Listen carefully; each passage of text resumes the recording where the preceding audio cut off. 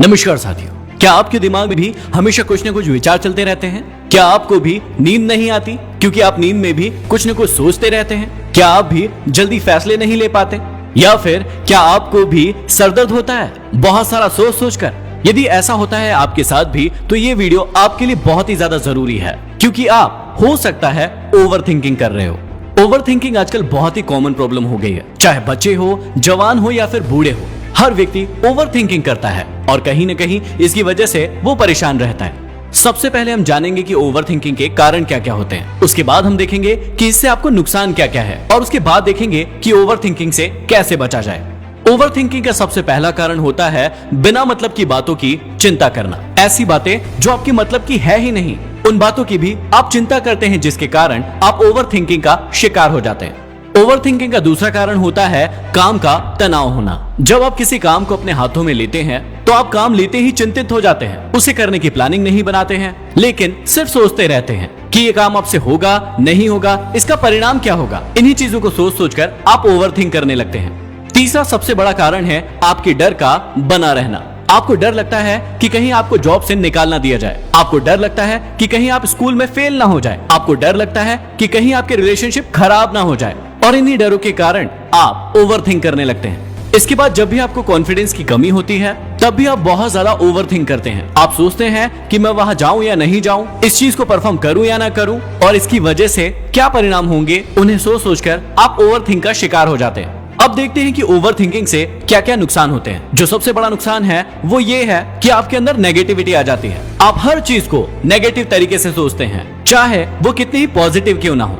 Over thinking के कारण आपको भूलने की भी बीमारी लग जाती है। आप छोटी छोटी चीजों को याद नहीं रख पाते क्योंकि आप किसी एक टॉपिक के बारे में बहुत ज्यादा सोच रहे होते हो, और इसी कारण आप चीजों को, अपने महत्वपूर्ण कामों को भूल जाते हो।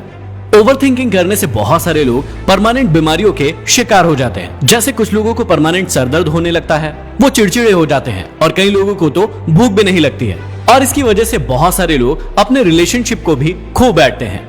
अब हम मुद्दे की बात पर आते हैं कि ओवर थिंकिंग करने से बचा कैसे जाए। सबसे पहला जो इसका उपाय है वो ये है कि आप चिंता छोड़िए और चिंतन करिए। सबसे पहले अपनी डायरी में लिखें कि आपको कौन सी चीज परेशान कर रही है और उसके बारे में आप कुछ कर सकते हैं या फिर नहीं। इस बात को मैं आपको एक एग्जांपल से समझाता हूँ। मान लीजिए कि आप अपने घर से अपना बैग उठाकर ऑफिस के लिए निकले। आप ऑफिस पहुंचे और वहां पर आपने देखा कि आपके पास आपका फोन नहीं है। अब आप परेशान होने लगे।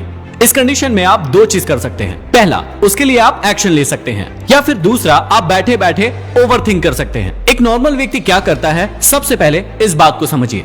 जब भी कोई घटना घटित होती है तो एक नॉर्मल व्यक्ति सबसे पहले थिंक करता है, उसके बाद एक्शन लेता है, और उसके बाद उसका रिजल्ट उसके सामने होता है। यदि वो रिजल्ट ठीक नहीं है तो फिर से वो सोचता है, उसके बाद एक्शन लेता है, और उसके बाद वो रिजल्ट को गेन करता है। लेकिन ओवर थिंक करने वाला व्यक्ति सिर्फ एक काम करता है, और वो सिर्फ थिंक और थिंक, मतलब वो सिर्फ सोचते रहता है। अब इस कंडीशन में आप क्या करेंगे जब आपका फोन आपको नहीं मिल रहा है? सबसे पहले आप अपने पॉकेट को चेक करेंगे, उसके बाद अपने बैग को चेक करेंगे, और उसके बाद डायरेक्ट अपने घर पर फोन लगाएंगे कि क्या आप अपना फोन घर पर ही भूल गए हैं या फिर नहीं। पहले आपने सोचा, उसके बाद आपने एक्शन लिया, और हो सकता है कि आपका फोन घर पर हो या फिर आपके बैग में ही आपको मिल जाए। इसका मतलब आपका रिजल्ट आपको मिल चुका है। अब एक दूसरी कंडीशन लेते हैं। मान लीजिए कि आप एक ट्रेन में बैठे हैं जिसकी रफ्तार 100 किलोमीटर प्रति घंटा है। आप फोन चला रहे हैं और आप खिड़की के पास बैठे हैं। गलती से किसी का आपको धक्का लग जाता है और आपका फोन खिड़की से बाहर गिर जाता है। अब इस कंडीशन में आप क्या करेंगे?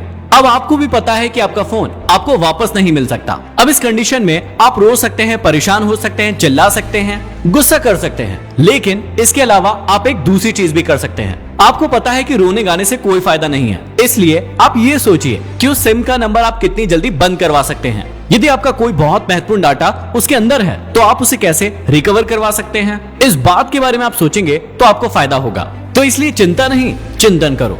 दूसरी चीज है कि यदि आप वर्तमान में रहेंगे तो आपको ओवर थिंकिंग का प्रॉब्लम कभी नहीं होगा। बहुत सारे लोग अपना पास्ट का रोना रोते हैं, अपने पास्ट को याद करते हैं, और इसीलिए वो बहुत ज्यादा सोचते रहते हैं। या बहुत सारे लोग बहुत ज्यादा फ्यूचर के बारे में सोचते रहते हैं, एक्शन नहीं लेते हैं, काम नहीं करते हैं, और इसीलिए ओवर थिंकिंग का शिकार हो जाते हैं। इसलिए हमेशा याद रखिए कि जितना ज्यादा आप वर्तमान को जी सकते हैं, उस पल को जी सकते हैं, उसका उपयोग कीजिए। तीसरा तरीका है कि आप फालतू बातों को इग्नोर करना सीखें। बहुत सारे लोग आपके जीवन में ऐसे आते हैं जो आपको ऐसी ऐसी बातें कहते हैं, आपको ऐसी ऐसी बातें समझाते हैं कि आप सोचने पर मजबूर हो जाते हैं और सिर्फ सोचते रहते हैं। ऐसे लोगों को और ऐसी बातों को इग्नोर करना सीखें। अगला तरीका बहुत ही कारगर है और बहुत सारे लोग इसे उपयोग करते हैं। जब भी आपको लगे कि आप बहुत ज्यादा सोच रहे हो, उस वक्त आप म्यूजिक सुनने लगे या फिर मेडिटेशन करने लगे। इससे आपको बहुत ज्यादा फायदा होगा। और अगला तरीका सबसे ज्यादा महत्वपूर्ण है, क्योंकि वही आपकी ओवर थिंकिंग का बहुत बड़ा कारण बनता है। वो है कि आप खाली ना बैठे। बहुत सारे लोगों को पता है कि ओवर थिंकिंग तभी शुरू होती है जब हम कोई काम नहीं कर रहे होते। तो अगली बार याद रखना कि जब भी आप खाली बैठे हो तो कुछ न कुछ टास्क, कुछ न कुछ काम करें ताकि आप ओवर थिंक ना कर पाए। आप मुझे कमेंट बॉक्स में कमेंट करके जरूर बताइए यदि आपको भी ओवर थिंकिंग का प्रॉब्लम है, और आप कौन सा तरीका अपनाते हैं वो भी कमेंट करके जरूर बताइए ताकि दूसरों को लाभ हो सके। इस वीडियो को उन लोगों तक जल्दी से शेयर कर दीजिए जो बहुत ज्यादा सोचते हैं और परेशान रहते हैं। यदि अभी तक हमारे नए channel Mahendra Dogne life coach को सब्सक्राइब नहीं किया है तो सब्सक्राइब करके बेल आइकन जरूर दबा लें। अगले वीडियो में फिर मिलते हैं। धन्यवाद।